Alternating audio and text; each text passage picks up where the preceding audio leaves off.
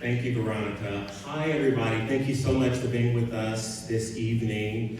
I'm very excited for this conversation, but the first thing I want to do before I do anything else is acknowledge that the conversation we're about to have could easily be a 5-hour plus colloquium about the topic with experts from around the world. But what I know you'll hear in this conversation is some really beautiful, profound insight, both from a performer and creative perspective, but also as it relates to the larger conversation happening around titles like Butterfly in our art form today, which I think is always important in terms of contextualization. I have a few opening thoughts I want to share, but before I do that, I would like to have the panel introduce themselves. And so let's start with Yuki. Hi, my name is Yuki Izumihara, she, her, and I'm a perfectionist. Hi, my name is Chia-ling Ho, she, her. I'm singing Cho-Cho-san.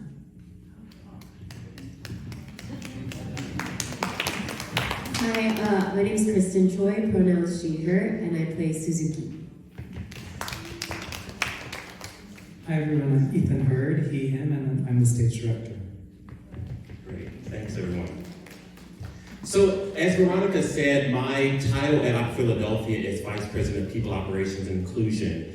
But another part of my life, as I think some people, certainly people on the panel know, is my work in 19th century opera history and performance. The doctor, in fact, of my title has to do with 19th century opera history and performance, particularly as it relates to the heroines in opera of the 19th century. And this particular title from 1904 is not technically the 19th century, but for those of us who follow the trajectory of opera, and especially Italian opera, you'll know that this really does belong in that conversation. It is the start, according to many scholars, of what's called the medieval period, or a more realistic approach to the lives that are being portrayed on stage. So I just wanted to put that out there because some of the questions that I will have will be based in that research. So you'll get some of the conversation having to do with their experiences within this particular production, but we're also going to make that a little broader because there are some questions to answer that are currently being posed to our team as well as anyone who is approaching this particular title. It's one that frankly is becoming a bit provocative in the industry. And I think that's exciting in opera, actually, in any form of theater. And so we want to tackle that head on and with the full throat. And so that will be our endeavor today. With that in mind, the first thing I want to talk about, maybe if everyone can talk about their first encounter with Butterfly, and also just so everyone in the audience has a little more information about who you are, maybe your hometown and then where you're currently living. So hometown, where you're currently living, and your first encounter with Butterfly. That's the next question. And let's start with Ethan. I currently live in Washington, D.C., and it's also where I was born. And my first encounter with Butterfly was at the Met.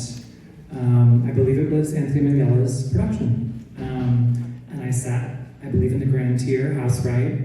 I remember I had a horrible coughing fit during the love duet, and tears were streaming down my face because I was moved by the story, but also because I had to cough so badly and I was trying to suppress it. But I remember being really dazzled by the spectacle, and I've been thinking a lot about that production in the years since. I directed an adaptation of Butterfly for a company called Heartbeat Opera, which I co-founded in New York. In 2017 we did that adaptation. So I've been wrestling with the show for a while now. My hometown, or I was born in the Valley in California, in Northridge, and I currently live in Redondo Beach, California now. My first encounter with Butterfly was when I was in grad school at San Francisco Conservatory, and I saw San Francisco Opera's production of Butterfly, and it was beautiful, but mine was like kind of the opposite. I wasn't like particularly moved by the production itself. I don't know, maybe, I think just because I was just older at that point and was studying opera and really immersing myself in the art form, that I don't know, maybe I was judging the singers too much or something. I don't know what I was doing, but it was alright. It happens. I'm originally from Taiwan. Currently living in Chicago. My first encounter of butterfly was also at a Met, and that was my first time being to the Met, probably 9 years ago. And I was crying once the soprano came out. I was like, ooh, so beautiful. And I love that production. They also have a puppet, but the puppet is the kid, the sorrow. Yeah, so yeah, it's very, I love it. I'm originally from Japan, Shimonoseki City, Yamaguchi Prefecture, both is just famous. And now I live in Oakland, California. And my first encounter with butterfly was actually, the one that I first saw in live was actually 2019, quite somewhat recent. And then actually Kristen Suzuki in that one. That's how we met. And it was designed by Jun Kaneko, so it was absolutely beautiful. And then singing also was just so amazing. But at the same time, yes, I knew the programmatic part of it, but also seeing it sung and seeing it on the super title, like, was like, whoa, I can't believe this is said. Like, but at the same time, it's so beautiful that I was like, wow, that was a beautiful production. So, yeah. Thank you. And that really is the central question. How do we wrestle with this notion of something being so gorgeous that it touches you so deeply, and yet there are conversations around it about the title being problematic or its history being problematic. And there are certainly ways to do that. I think there are myriad ways to do that in a creative way, and that's what art is all about. And you'll hear one such way and experience one such way as well when you come to one of our performances of this Madama Butterfly. And in terms of the Kaneko production you mentioned, David Lee will correct me, but I'm pretty sure that production came to Opera Philadelphia at some point. Yes. Before my time as well. But we have a book in our offices of Jun Kaneko, and so I figured it must have come here at some point. Yuki, one thing I think that is creative and interesting and unique about our production is that whereas a lot of productions begin with the conception from either a producer, a lead producer or a director who has an idea that they want to get on stage, our production actually was conceived originally in its very initial form by Yuki, the production design version of it, and then Ethan was brought in and they've been working in partnership since that time, but that original idea stemmed from you, which is unique, and I was wondering if you would talk a little bit about that process and what made you want to put a different kind of butterfly on stage and what that approach was.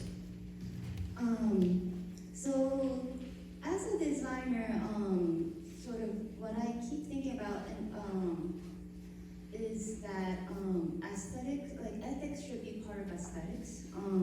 That is a pretty big part of what I like doing. So as I was actually vocal about those things, like as I keep designing, actually some companies started to naturally sort of hire me as a production designer. So there were actually a couple of times where I was hired as what's called a production designer. In film, it's an honorary title because at first it was just an art director. And then where artists start to bring in more dramaturg or conceptual sort of idea, they started to call that title rather than an art director, production designer. Because it used to be, like, for example, Citizen Kane or Orson Welles, he designed, he directed, he acted in it, he was an auteur, right? With sort of that shift, the title production designer was considered, and I had been trying to work as a production designer just because I wanted to actually be conscious about visual language that's told, because again, that's representation too, right? Like not just human, but also aesthetic and art, visual, seeing that what we see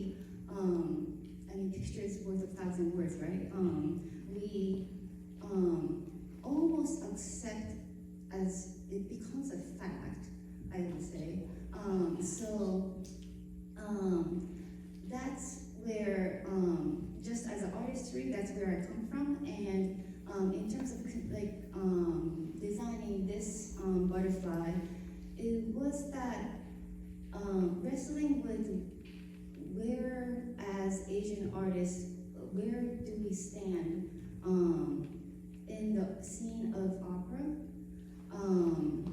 And a lot of times I think, the composer being Puccini, every time, yes, I raise concern with, oh, maybe this, maybe that, I don't feel good about the portrayal of geisha because this is not really a geisha's job, but people will often sort of tell me, well, music is beautiful, and then also a lot of the word that I didn't use was you don't understand. I have done actually now 3 Puccinis now, which actually one of them I did another version. I did a production design. I did Tosca, and then I did production design where I'm also coming with the visual concept. And I was told many times that phrase, and I questioned whether it will ever gonna be ours. Ours being Japanese folks. Japanese folks or even Asian in general, because classical music, it's a white space, European space. Every time when I enter, as a foreigner, I wasn't sure I'm fully being trusted in a way to actually handle the work. So because that was my sort of background, not necessarily background, but sort of experience of working in opera, even when we were asked to do Madame Butterfly, I did wonder whether what I actually think will be accepted, even though it's supposed to be a Japanese character, and I'm a Japanese woman but I felt like I was going to be corrected, and then it becomes about whether it's Japanese or not. The conversation becomes that, rather than what story we are telling. So in that sense, it's kind of like authenticity test of Japanese. How Japanese are you, or how actually much Puccini I know. But for me, that I never want that to be a point of my artistry. So that's when I was like, let's accept this opera as it is. Beautiful, amazing music, but also sort of with some flaws that actually traps us into certain vision. And then I wanted to separate actually the us performers from that sort of trap that we sort of fall into oftentimes. So that was the sort of conception of, I think there can be 2 truths on one stage. So that was where kind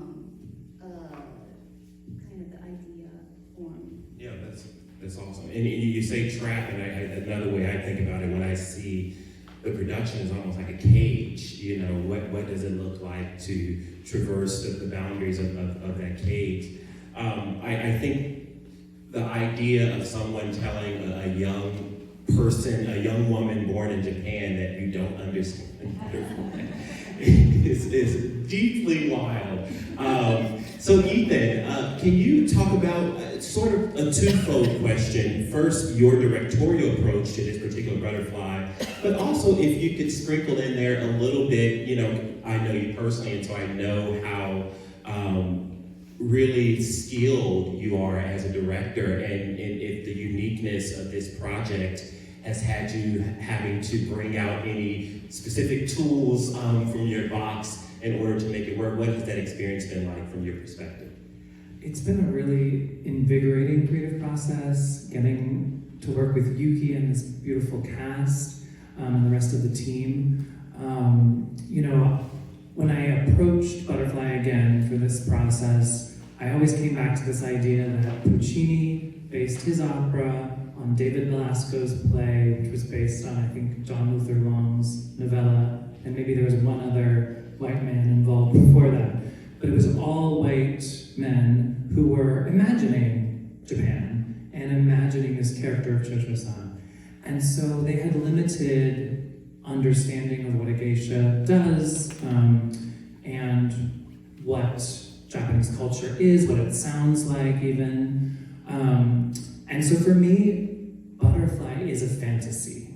It's a white man's fantasy. And she has become, over a century, a trope and a stereotype, right, of a submissive, self-sacrificing woman. She is the epitome of faith and hope, but she is also described as doll-like, toy-like, delicate, breakable, and she is objectified and fetishized by Pinkerton. And I think Puccini was writing that. He knew he was writing that. He was critical of Pinkerton. Sharp was certainly as critical of Pinkerton. And Puccini does experience remorse and regret. But sadly, I think the character Cho-Cho-san has kind of captured the Western imagination for a lot of us, and is just so deeply in our culture and is so pervasive that she is an Asian woman character that we all deal with now. And she's quite powerful in our culture still. And we don't have a lot of other powerful Asian women characters to look up to. So what I loved about Yuki's idea of this puppet portraying the trope is that Karen, who we call the spirit of Cho-Cho-san, initially wants to live into and live up to Pinkerton's fantasy, but over the course of the show, she starts to wrestle with what is being asked of her, and she starts to feel uncomfortable with it, and ultimately starts to move away from what the puppet is doing. So I think in our minds, Yuki and Hua Zhang, our amazing puppet artists, in pre-production, we all were kind of trying to imagine what it might look like and feel like. But over the course of the last 2 weeks, it really has come to life with Karen and Kristen and the rest of the cast's help, and Hua and Jacinta's amazing experimentation. It really, in terms of layers and multiple things happening at once, it gives, I think, the audience a chance to, I like to think of it as a chord, that like multiple meanings are vibrating and resonating simultaneously. So you see the traditional version, and you hear it, and you feel the tragedy, but you also are hopefully getting some other layers that are more modern and feminist and progressive, I hope. Yeah. Thank you. And I think, first of all, for any of those folks out there who maybe have not read a ton about our particular production, you'll hear reference to a puppet. There is a puppet involved. I think it would be reductive to say that Cho-Cho-san is played by a puppet. As Ethan is alluding to, there are many more dynamics at play, and I just love this characterization of there being a conversation with how we've traditionally seen this particular opera staged. Because there have been literally hundreds of Butterfly productions across the world, and so most modern audiences who are going to an opera in 2024, most of them have probably seen a production about a butterfly. And I think what this production does is it puts you from the very start in conversation with all of those productions you've seen and what you're seeing on stage. And it's just really a fascinating experience. I can tell you I haven't even seen full costumes and everything, but I can already sense that it's going to be really important to the conversation. So Kristen and Karen, and the first thing I'll say about Kristen and Karen is they have a long day today. They just came from a Wandelprobe, which in opera, you may have heard Sitzprobe.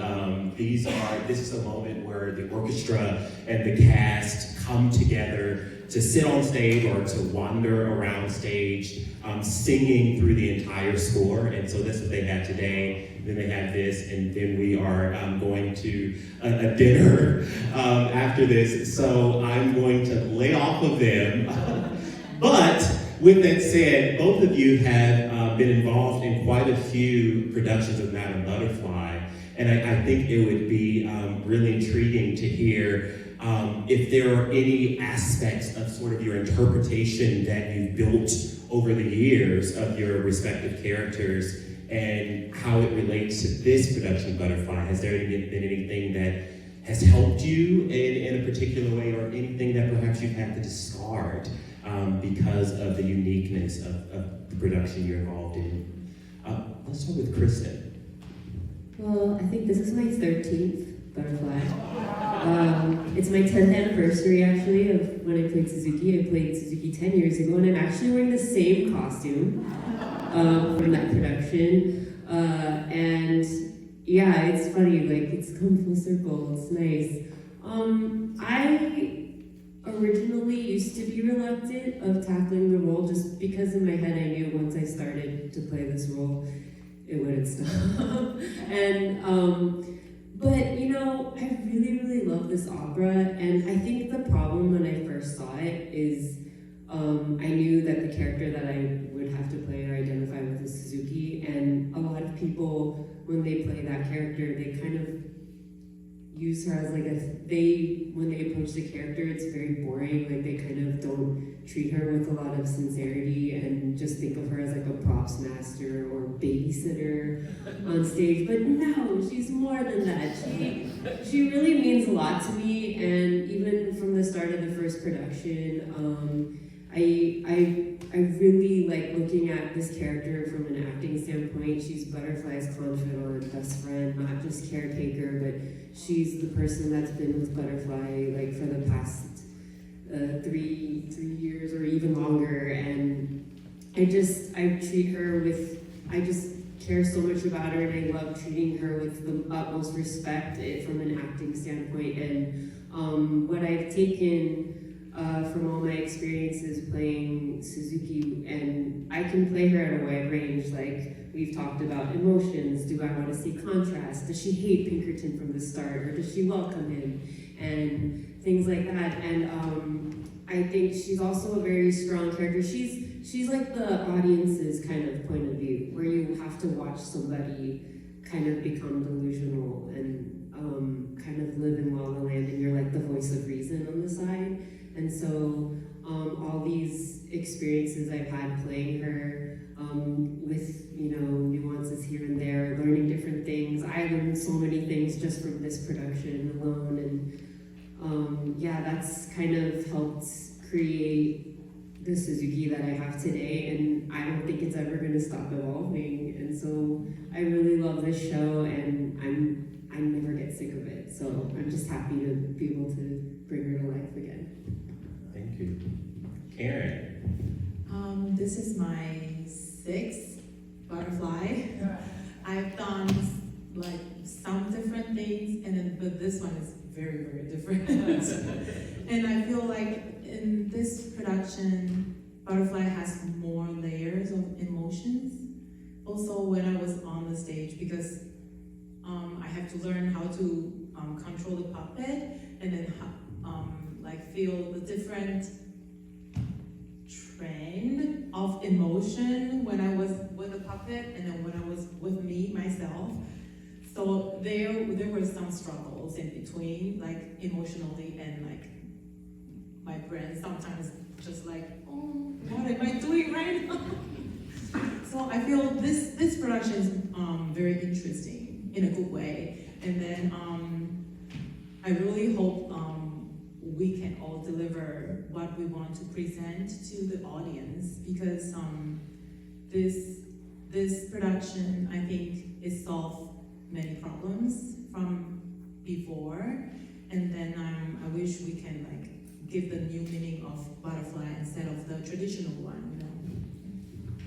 Thanks, Karen. You know, and Karen, one treat I'd like to offer to this particular group of people, since they're here, and I assume that they'll all see the show, is just a little bit of insight in sort of what it's like to operate the puppet. I can tell you, I think I've seen you working with the puppet 3 times now, and there's something so beautiful about my ability as an audience member to look at the puppet, but also to look at the range of emotions and insight I see on your face. And I'm just wondering, you know, A, what that's like. You talked a little bit about that, but maybe the second part of that being, how much are you, or the person we're seeing there, sometimes with the puppet, sometimes with not, how much are you attempting to portray the emotions of the puppet, and how much are you interested in portraying your own emotions almost in response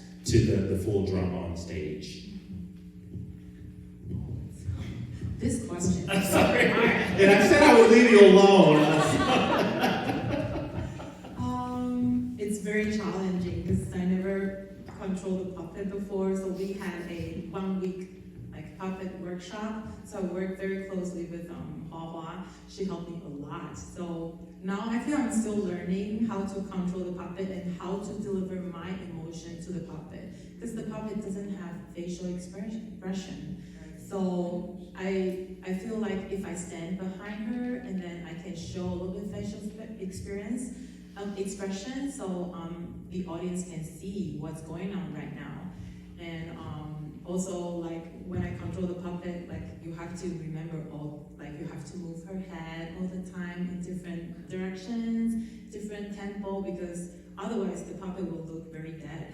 Because when I never do it, so when I was singing I was focused on watching Maestro, and I was like doing this, and the puppet was just dead. So I was like, oh, Karen, you have to remember, sometimes you have to move her head. Okay? So I'm still like trying to find a balanced way, but I feel lately, like when I was doing this, when I moved the puppet's head, my head also. I was like, okay, we're syncing right now. We're good friends. Yeah, it's very interesting, and yeah, I'll do my best. Awesome, thank you. And what I can tell you is that your work is clear, and I can promise you that a lot of people walking away from the show will think that you have a background in puppetry. I mean, I said, like, some of the movements seem so stylized. I was like, whoa, she has really gotten into that. Thank you, Karen and Kristen. So, you know, now I alluded earlier in the conversation to the larger dialogue happening in our industry about butterfly. In fact, earlier this month, there was a pretty big article in the New York Times by Zachary Wolfe, where he covered Butterfly and Turandot, another Puccini opera. And, you know, he made a range of, I won't say points, but statements. And I think it might be helpful to speak to a couple of those. And one of them has to do, and I want to quote it, has to do with this idea of Karen, who is Taiwanese, and that conversation of, you know, is this a more authentic butterfly because she's Asian than, say, a white woman portraying butterfly? This is a part of the conversations that are happening in our industry. And what Zach says in this article, he says, is what is so different about a Taiwanese soprano being thought of as right for butterfly versus Puccini using Chinese melodies in addition to Japanese ones in the score. And if you happen to be following the conversation, you'll know that that's a bit of a charged way to interact with our production. But since he asked a question and we have the creators right here, I figured we'd speak to it. So maybe let's start with Ethan. What is so different? And anyone can speak to this as you feel it, but what's so different about this and what he's referencing in terms of Chinese versus Japanese being put on the stage by a white composer? I don't have a clean answer to this because I have a kind of strong reaction to the article. When I read it, I was quite upset because I felt that Zach was not supporting our efforts and that he was being prematurely critical. He quoted our press release And I kind of think that's not fair, that he should come see the work itself. He pulled, I think, a couple of words out of the press release and called us fretful and cynical, and I think apologetic. I do think we should fret about Madame Butterfly, so I'm proud of being fretful. I think it's a productive fretting, because this is a problematic piece. So if you do Butterfly without fretting, that's a problem in my mind. And this is a creative fretting that I feel us doing. Also, he neglected to talk about yellowface and the tradition, the harmful, ongoing tradition of yellowface. We have given up blackface as an American culture, I would say. We have said we will no longer do that. We cast black folks in Porgy and Bess, but we still cast non-Asian folks in Butterfly. And in fact, Zach's article featured a picture of Patricia Rissette and Minghell's production at the Met as the lead photo, and he went on to praise Minghell's production. I don't think Minghell's production needs any more praise. I think that's a celebrated production, and that's fine. You can love that.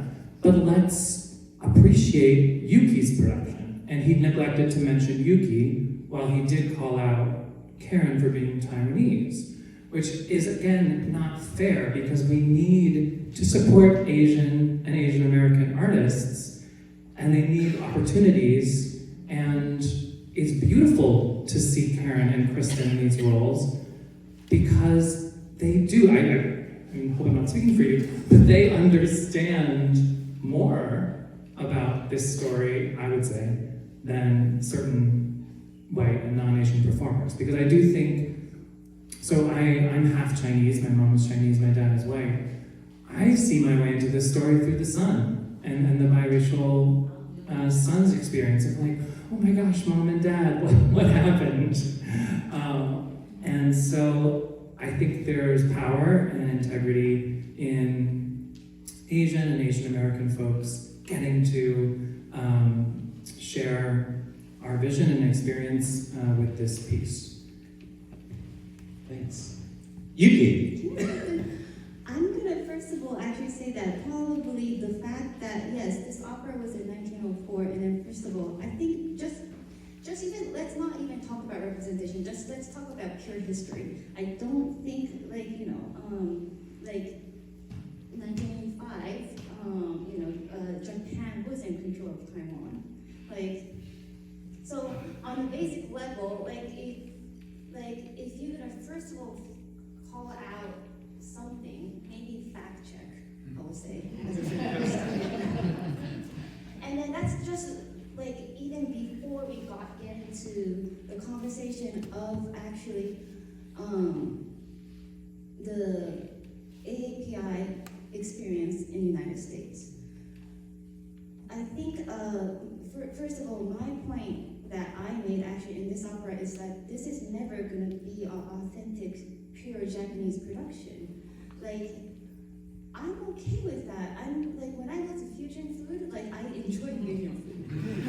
I just have a problem when they say that this is authentic Japanese, to being presented that, and then I will say this is not Japanese. And that's okay. I'm not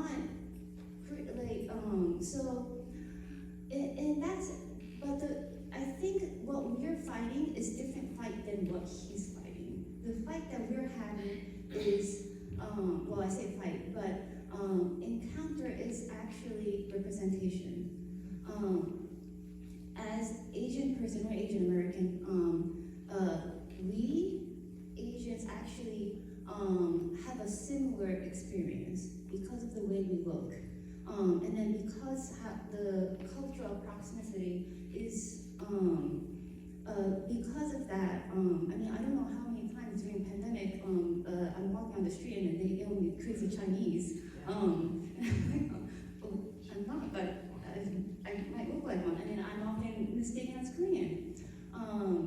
And then when it comes to that, I think that brotherhood, sisterhood, is real. And then I think that's where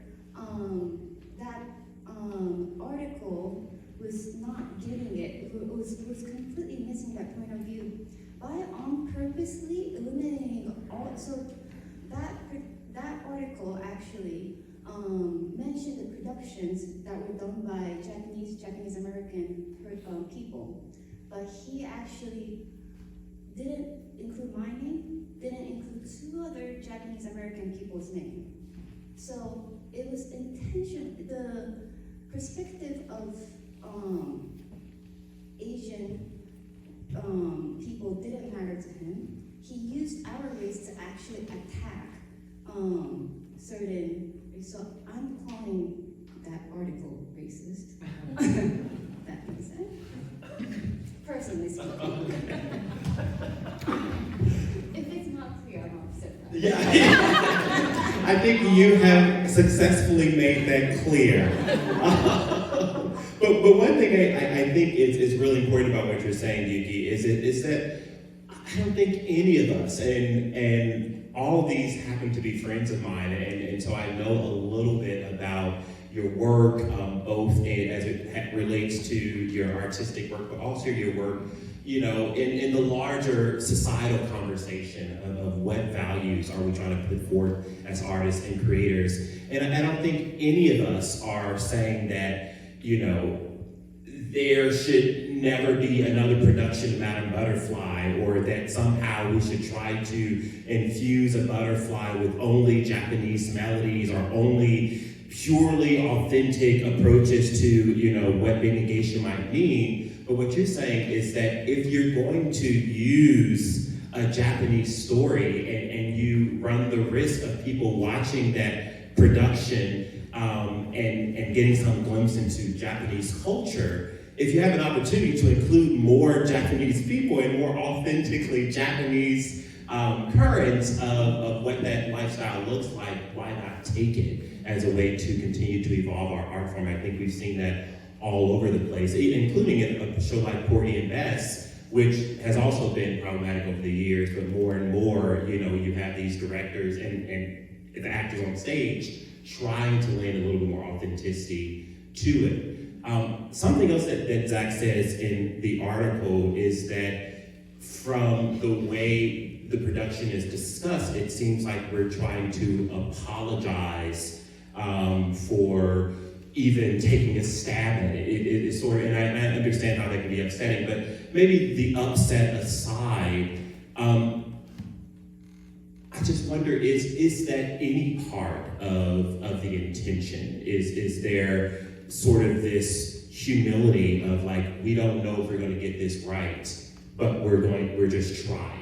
How much of that is a part of the approach? Maybe Yuki. I would say for me, I have to say that is kind of always for me. I have to be honest. Again, like intent and impact, right? Of course, I have an intent. Of course, we all have an intent. How it lands is a different story, right? So, like for me, I never really, even though I have, yes, obviously, clearly strong opinions about things, but I will still not know whether our production will land right. And then in that sense, I actually I am happy to hear from all and everyone, like sort of what landed, what didn't land, because that makes the dialogue forward. And I mean, we are doing art for the community, right? Like I think in that sense, that question, like sort of whether it landed that, and then essentially this entire production is asking a question during the entire time. Like, is this what we want as a community? So as much as I have opinions and intent and everything, I never want to assume how it lands. If that makes sense. Kristen, if we could fold you maybe into this part of the conversation, I'm interested, especially having done so many productions of Madame Butterfly, from a performer's perspective, like what is that like to not only have to interpret the character on the page, but also contend or choose not to contend with a larger dialogue being had about a show in which you might be involved?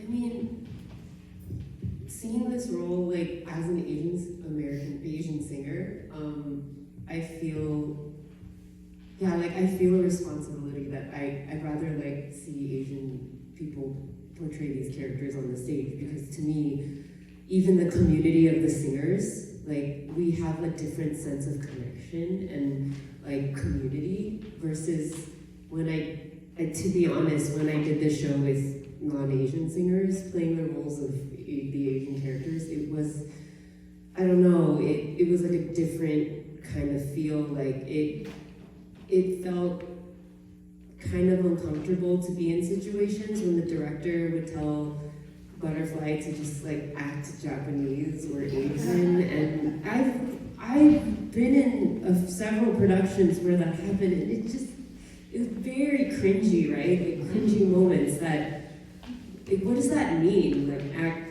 Japanese or do more, I don't know, caricature things, like laugh and giggle, and I was just, like, not about it. And so I've experienced that situation, which made me not feel so great and uncomfortable.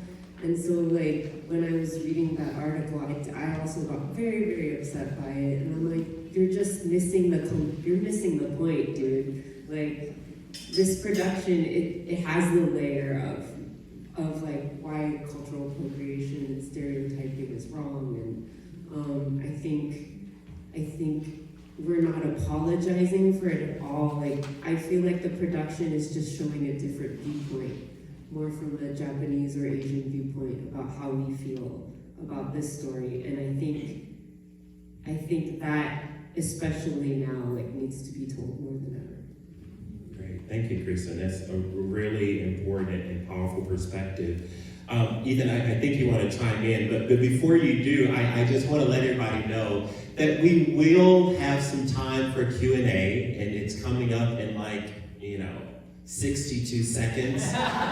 So think of your most pressing questions, because your time is coming up. Ethan. Well, we've been talking about race, and I just wanted to also point out another problematic aspect of this story is that Cho-Cho-san is initially 15 years old.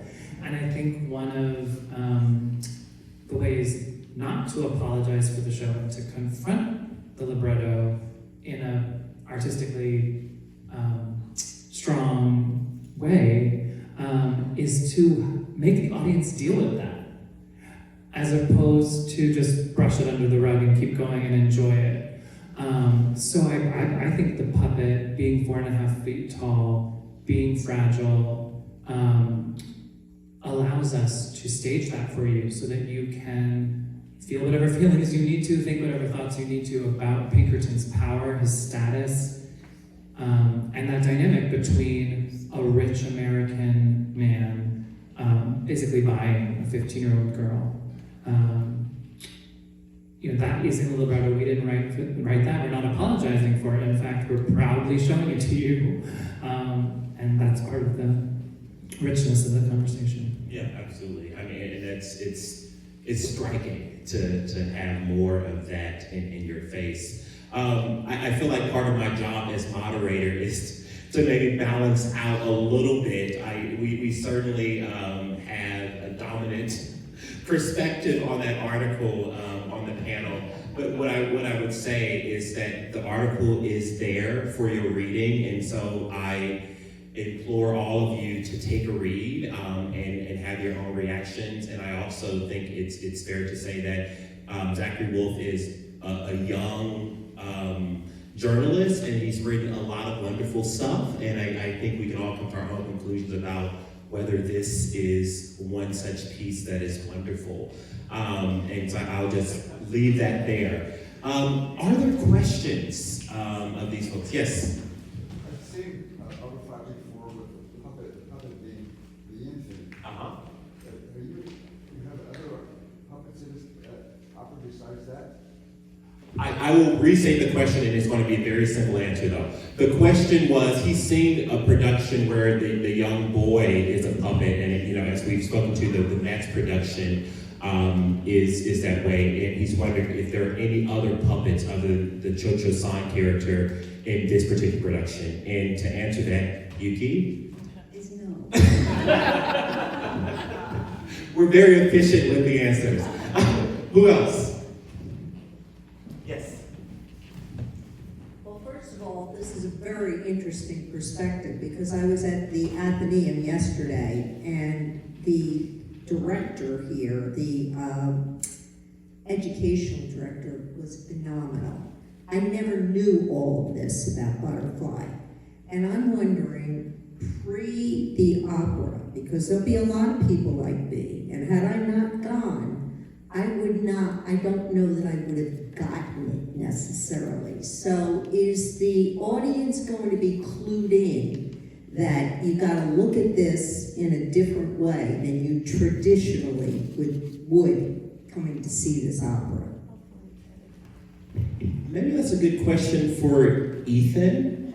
I can say from Opera Philadelphia's perspective that we have certainly done a lot of work to put out information about it. You'll find on our website a note from Ethan. You'll also find a note from Yuki. There's a video of Ethan speaks to the production. There will be a director's note in the program. Our press release makes it very clear that this is a fresh take on the opera, which is sort of Zach's point of departure. But Ethan, what would you add to that? As an opera maker, I always try to make productions that speak to an aficionado who've seen La Boheme, 10 times, and a newcomer. I like to imagine the young person in the balcony who got the free ticket or the discount ticket and is coming to an opera for the first time. So I hope our production works for that full spectrum of opera goers. I do think our prologue, which Yuki conceived, does bring everyone along into the concept. And certainly the synopsis in the program describes a traditional version. And I would say also our version contains the traditional version. It just contains hopefully more than that. So I think folks will get it, but we'll see. Other questions? Yes. Just wondering if you've invited Zach to see the performance. We have. However, I know that unfortunately he's not able to attend the first weekend. I don't know about the second weekend. Zach actually is, I don't know, a friend but an acquaintance of mine, so I do plan to just be in conversation with him sometime after production to let him know these thoughts and just to hear more of where his thinking may be after he reads reviews or whatever it may be around production. Other questions? Yeah. The production. I still don't quite understand how the production was developed. Did you come up with the concept, then bring it to Opera Philadelphia, or did you work in tandem? How does that actually work? Well, how about David Levy? Why don't you talk about that? Hi everyone, I'm Vice President of Artistic Operations. We've been developing this production for a number of years in deep conversation with a lot of members of our community who are very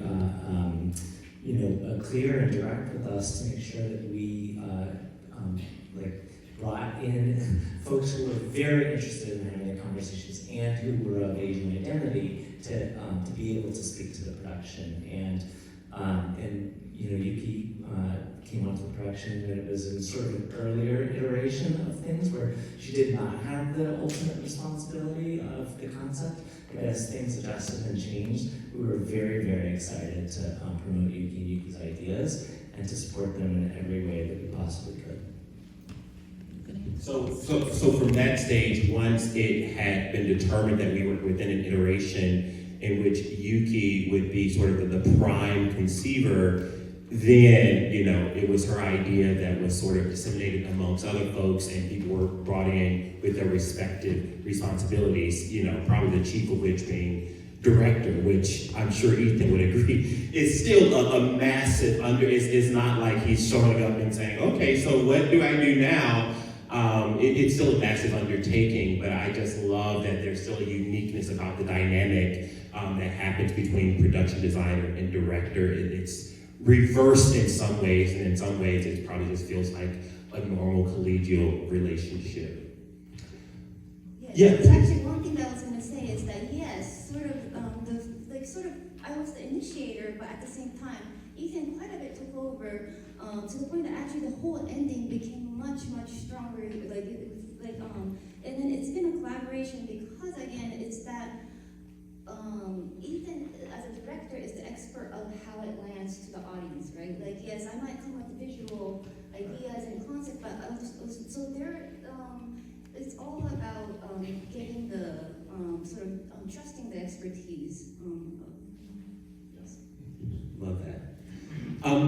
We have time for maybe one more question, then I have a closing question for the audience. Yes, please.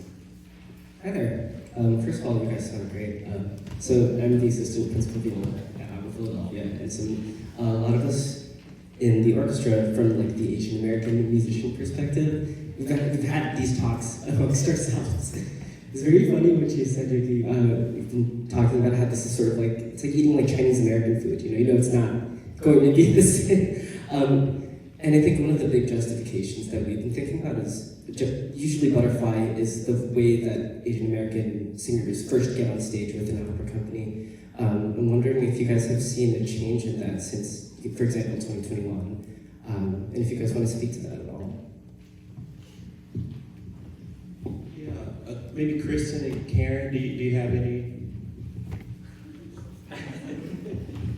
Yeah, I think it's definitely helped open a lot of doors for me, using it as the role as a stepping stone, but also not just as a stepping stone. I think recently I've been getting hired to do a variety of roles, which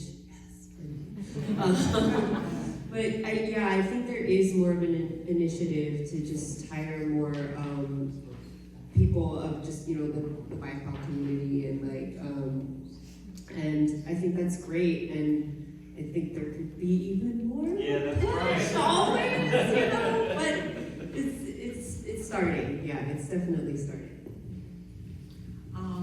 I just started singing Butterfly 2 years ago, so my this season and next season is mostly Butterfly, but I also have some Mimi coming up.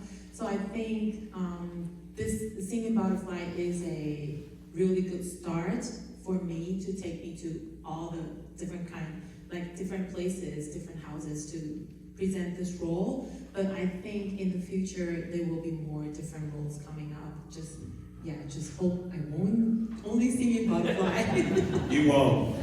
We'll forbid it. And one thing that Kristen is alluding to, in addition to sort of our production and any production of Butterfly being in conversation with the larger dialogue around the show, there's also a larger dialogue around representation from all marginalized folks in opera. And one part of that conversation is, whether it's a Butterfly or, an Aida or a Porgy and Bess, is that if you are going to produce those works and bring in Black folks or Asian folks or whoever to do those roles, then it also requests commitment to also hire those folks for other canonical works that maybe don't call for culturally specific roles. And Kristen, you speak sort of to that. I think more and more we're seeing that although there are people who are singing, 17 Butterflies or 17 Besses, they're also doing other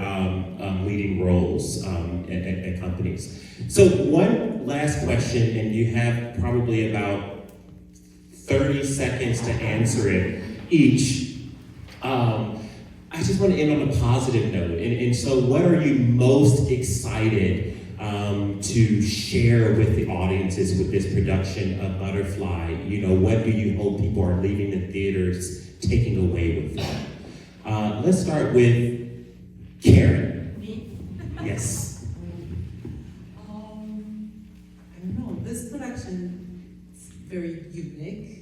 It's never happened before, and I hope people can feel more different layers, and then when they are watching the show, they can think more about the background, the differentiations, and how we present it, because this is not just a drama or a music, an opera. I think this production has more depth, than before. Thank you. Ethan.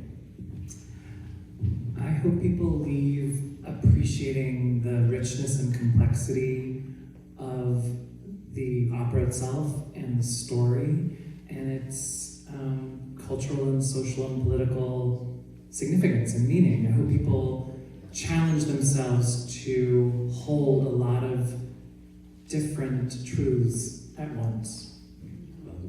Kristen.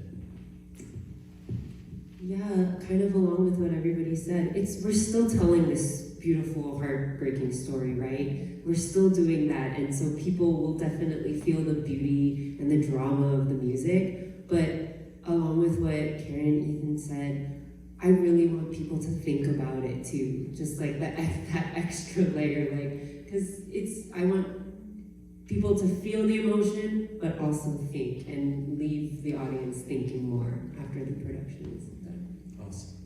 Yuki. Metamorphosis, you think? Metamorphosis. I think is the word for the process of it. I would like you all to see. Oh, yeah. Right. That is a mighty charge. And on that note, thank you all so much for coming. We really do appreciate you. Yuki, Karen, Kristen, Ethan, thank you. And Veronica Chapman-Smith, who curated these conversations.